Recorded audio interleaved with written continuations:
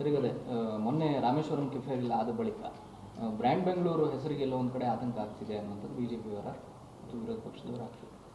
ನೋಡ್ರಿ, ವಿರೋಧ ಪಕ್ಷಗಳು ಯಾವಾಗಲೂ ಕೂಡ ಮೊಸರಲ್ಲಿ ಕಲ್ಲು ಹುಡುಕೋವಂಥವ್ರು. ದೇಶಭಕ್ತಿ ಹೆಸರನ್ನೆಲ್ಲ ಹೇಳ್ಕೊಂಡು ದೇಶದ ವೈಚಾರಿಕತೆಯನ್ನು ಮತ್ತು ದೇಶದಲ್ಲಿ ಇರ್ತಕ್ಕಂಥ ಭದ್ರತೆಯನ್ನು ಪ್ರತಿ ಸಂದರ್ಭದಲ್ಲೂ ಹಾಳು ಮಾಡುವಂಥ ಒಂದು ಕೆಲಸ.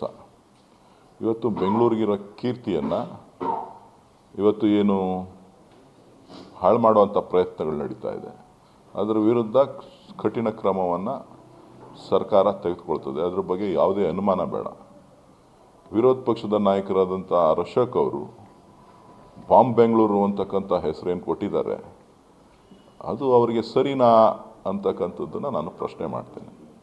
ನೀವು ಗಾರ್ಬೇಜ್ ಬೆಂಗಳೂರು ಮಾಡಿದ್ರಿ, ನೀವು 40% ಕಮಿಷನ್ ಸರ್ಕಾರ ಮಾಡಿದ್ರಿ.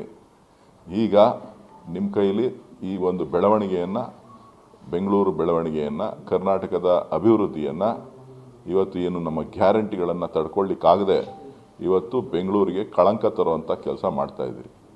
ಹಸಿರು ಬೆಂಗಳೂರು ಇದ್ದಿದ್ದನ್ನು ನೀವು ಹಾಳು ಮಾಡಿಟ್ಟಂಥ ಕೀರ್ತಿ ನಿಮಗೆ ಸಲ್ತದೆ. ಸೊ ಇವತ್ತು ಏನಾದರೂ ಬೆಂಗಳೂರು ಒಳ್ಳೆಯದಾಗಬೇಕು ಅಂತಂದರೆ ಈ ಥರದ ಕೇವಲವಾದಂಥ ಮಾತುಗಳನ್ನು ಬಿಟ್ಟು ಅಭಿವೃದ್ಧಿಯ ಕಡೆ ಗಮನ ಕೊಡಿಸಿ. ಬೆಂಗಳೂರಿಗೆ ನಿಮ್ಮ ಪ್ರಧಾನಮಂತ್ರಿಗಳು, ನಿಮ್ಮ ಸರ್ಕಾರ, ಕೇಂದ್ರ ಸರ್ಕಾರ ಕಳೆದ 10 ವರ್ಷಗಳಲ್ಲಿ ಎಷ್ಟು ಹಣ ಕೊಟ್ಟಿದೆ ಅನ್ನೋದನ್ನು ಪಟ್ಟಿ ಮಾಡಿಬಿಟ್ಟು ಬೆಂಗಳೂರಿನ ಜನರಿಗೆ ತಿಳಿಸುವಂಥ ಕೆಲಸನ ವಿರೋಧ ಪಕ್ಷದ ನಾಯಕರು ಮಾಡಬೇಕು ಅಂತ ಹೇಳಿ ನಾನು ಒತ್ತಾಯ ಮಾಡ್ತೇನೆ. ಆಮೇಲೆ ನಿಮ್ಮ ಬಾಂಬ್ ಬೆಂಗಳೂರಿಗೆ ಉತ್ತರ ಕೊಡ್ತೀನಿ. ಸರ್, ಈ ಬ್ಲಾಸ್ಟ್ ವಿಚಾರದಲ್ಲಿ